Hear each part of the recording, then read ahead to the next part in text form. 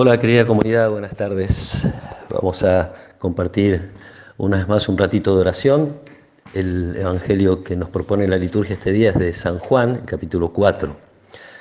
Jesús partió hacia Galilea. Él mismo había declarado que un profeta no goza de prestigio en su propio pueblo.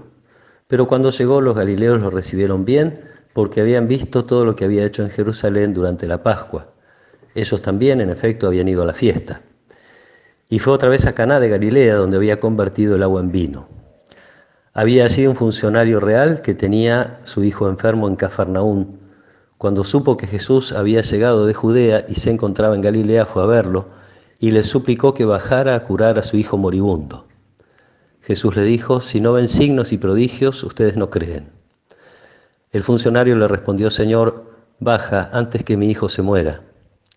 Vuelve a tu casa, tu hijo vive, le dijo Jesús. El hombre creyó en la palabra que Jesús le había dicho y se puso en camino. Mientras descendía, le salieron al encuentro sus servidores y le anunciaron que su hijo vivía. Él les preguntó a qué hora se había sentido mejor. Ayer a la 1 de la tarde se le fue la fiebre, le respondieron. El padre recordó que era la misma hora en que Jesús le había dicho: tu hijo vive, y entonces creyó él y toda su familia. Este fue el segundo signo que hizo Jesús cuando volvió de Judea a Galilea. Palabra del Señor.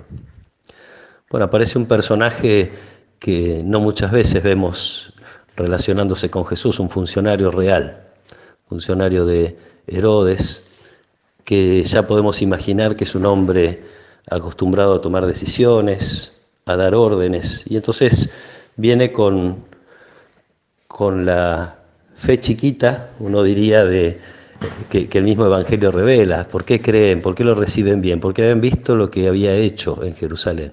Y encima en Caná había transformado el agua en vino. Y este es un poquito el reclamo de Jesús: si no ven signos y prodigios, ustedes no creen. La esperanza del funcionario es un poquito más grande que eso, ni siquiera le responde a esta frase de Jesús, simplemente le dice: Señor, baja antes que mi hijo se muera.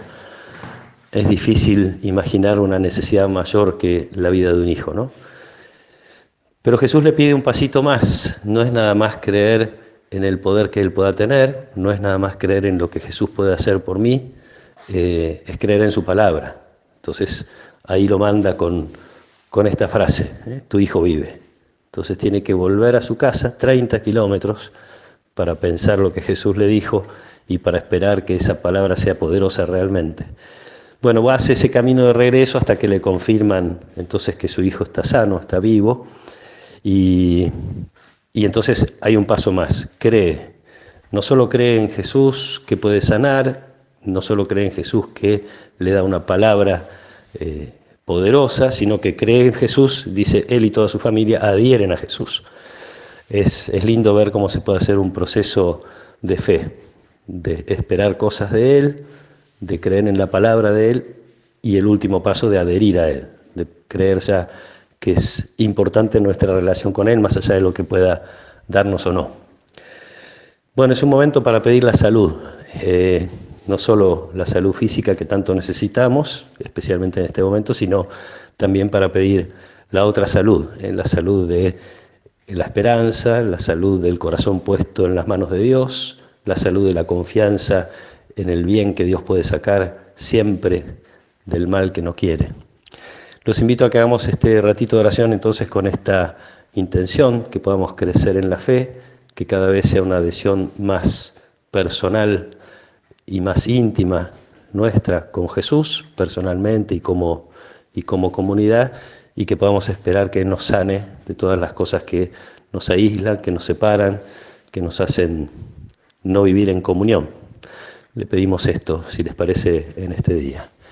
En un ratito, como siempre, llevo sus intenciones a la misa y le pido a Dios que los bendiga y los acompañe, en el nombre del Padre, y del Hijo, y del Espíritu Santo. Amén.